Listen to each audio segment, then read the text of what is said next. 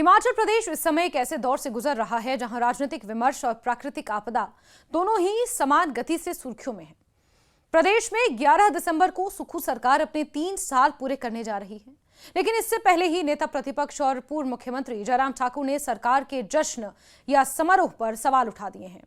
नेता प्रतिपक्ष जयराम ठाकुर का तर्क है कि जब प्रदेश अभी भी बीते महीनों में आई भीषण आपदा से उबर नहीं पाया है, तब इस प्रकार के कार्यक्रम का आयोजन न सिर्फ संवेदनहीनता दिखाता है, बल्कि प्रशासनिक प्राथमिकताओं पर भी गंभीर प्रश्न खड़े करता है। पिछले 1 साल के दौरान हिमाचल ने अपने इतिहास की सबसे दर्दनाक प्राकृतिक आपदाओं में से एक का सामना किया। भारी भूस्खलन, बादल फटने की घटनाएं और अचानक आई बाढ़ ने प्रदेश के कई जिलों में भारी तबाही मचाई। जयराम ठाकुर के अनुसार इस आपदा में लगभग 500 लोगों ने अपनी जान गंवाई, जबकि हजारों परिवार बेघर हो गए। राज्य के कई हिस्सों में फसलें पूरी तरह चौपट हो गईं और हजारों पशुओं की मौत हुई। इन आंकड़ों से यह साफ झलकता है कि आपदा ने राज्य की सामाजिक और आर्थिक संरचना को गहराई से झकझोर दिया है। जिन परिवारों के घर तबाह हुए, जो किसान अपनी मेहनत की कमाई खेतों में गंवा बैठे और जिन परिवारों ने अपनों को खोया, उनके जख्म अभी भरे नहीं हैं। ऐसी परिस्थितियों में पूर्व मुख्यमंत्री का यह कहना कि सरकार हर पीड़ित तक राहत पहुंचाने में विफल रही है, विचारणीय प्रश्न बन चुका है। राहत और पुनर्वास कार्यों को लेकर लगातार शिकायतें सामने आती रहती हैं। कहीं मुआवजा समय पर नहीं पहुंचा, कहीं सर्वे अधूरा रहा, तो कहीं प्रभावित क्षेत्र आज भी असुरक्षित परिस्थितियों में जीने को मजबूर हैं। राज्य सरकार ने 4500 करोड़ रुपए के स्पेशल पैकेज की घोषणा की थी, परंतु विपक्ष का आरोप है कि अब तक 400 करोड़ रुपए की राहत राशि भी जमीन पर पूरी तरह नहीं पहुंच पाई है। दूसरी ओर केंद्र सरकार की ओर से मिली सहायता को लेकर भी राजनीतिक खींचातान तेज है।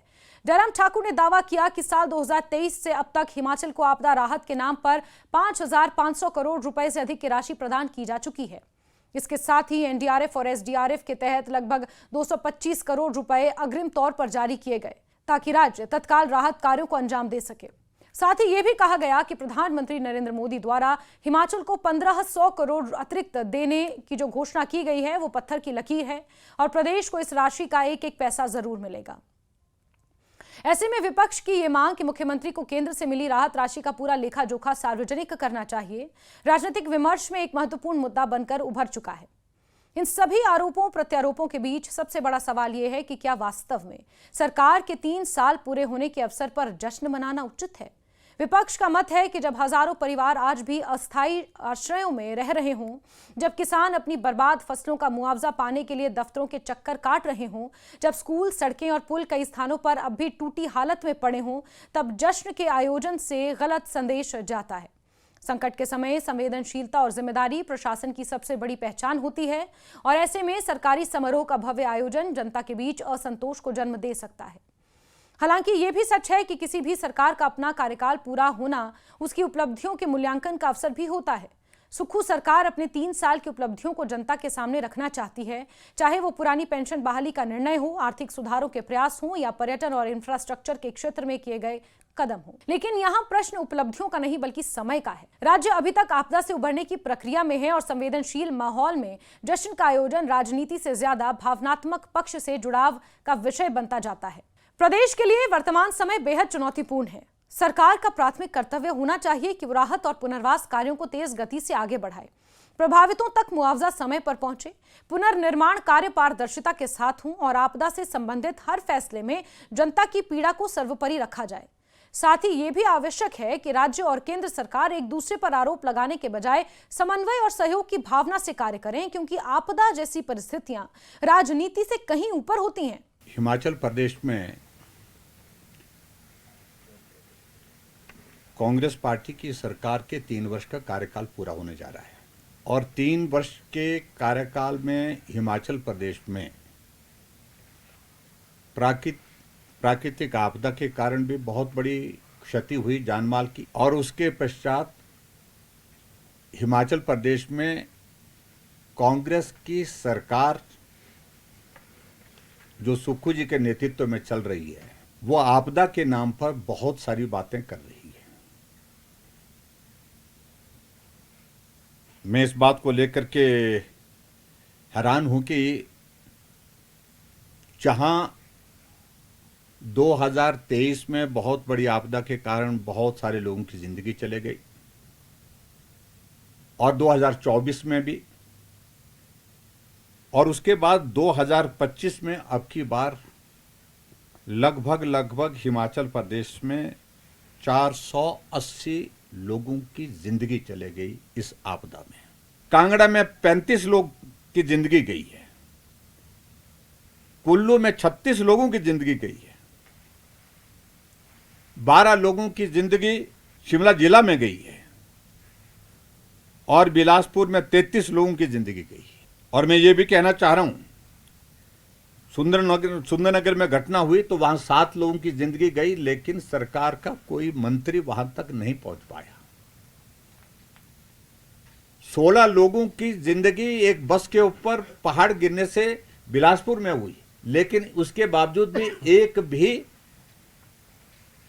शायद मेरे ख्याल में मुख्यमंत्री गए, उप मुख्यमंत्री गए, लेकिन मुख्यमंत्री को जाना चाहिए था वहां पर, वो नहीं। एक परिवार से 4 लोगों की चिता जल गई।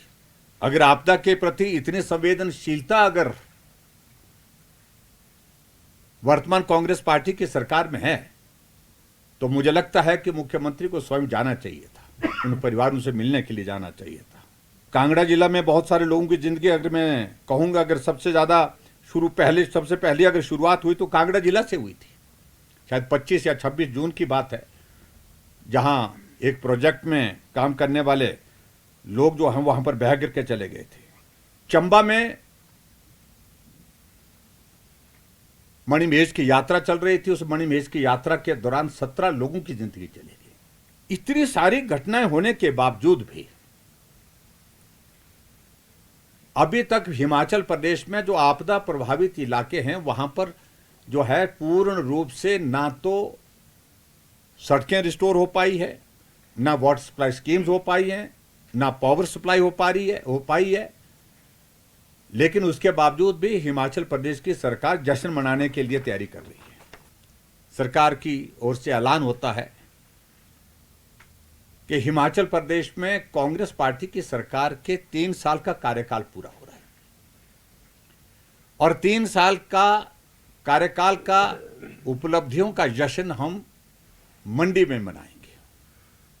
और उस मंडी में मनाया जा रहा है जहां हिमाचल प्रदेश में सबसे ज्यादा नुकसान इस बार की इस आपदा में हुआ है। जहां कुछ दिन पहले मुख्यमंत्री जी आपदा प्रभावित लोगों के लिए राहत के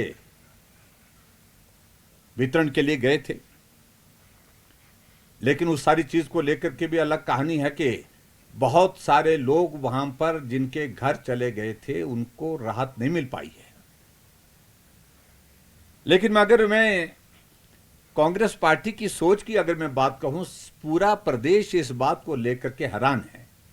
जयराम ठाकुर की आलोचना सरकार की कार्यशैली पर सवाल जरूर उठाती है, लेकिन यह भी उतना ही महत्वपूर्ण है कि राजनीतिक नेतृत्व के हर पक्ष को आपदा प्रभावितों के हित को सर्वोपरि रखना चाहिए, चाहे सरकार हो या विपक्ष। दोनों की जिम्मेदारी है कि संवेदनशील समय में जनता के साथ कंधे से कंधा मिलाकर खड़े हों। जश्न मनाने का अधिकार हर सरकार को है, लेकिन उसका उपयुक्त समय और परिस्थितियां तय करना उसी पर निर्भर करता है। जब हिमाचल की धरती पर अब भी हजारों परिवार पुनर्स्थापना की प्रतीक्षा में हैं, तब शायद ये सवाल और अधिक गूंजता है कि क्या इस समय जश्न का वास्तव में कोई औचित्य है।